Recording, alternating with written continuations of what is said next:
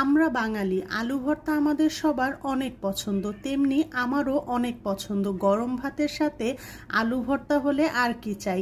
আজকে আমি পোড়া আলু ভর্তা করব। আমি আলুটাকে ভালো করে সিদ্ধ করে একটু পোড়া পোড়া করে নিয়েছি, সাথে নিয়েছি কিছু শুকনা মরিচ ভাজা, আর হচ্ছে পেঁয়াজ কুচি, ধনিয়া পাতা কুচি। বেশি করে সরষের তেল দিয়ে আজকে আমি আলু ভর্তাটা করে গরম গরম ধোয়া ওঠা ভাতের সাথে খাবো।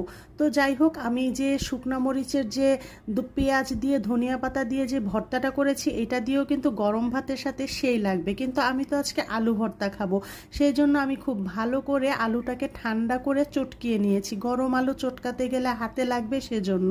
তো যাই হোক, আমি আলুটাকে ভালো করে চটকিয়ে নিয়ে আমি আরেকটু সরিষার তেল দিয়ে তারপরে আমি গরম ভাতের সাথে খাবো। আর এইভাবে অবশ্যই তৈরি করে খেয়ে দেখবেন।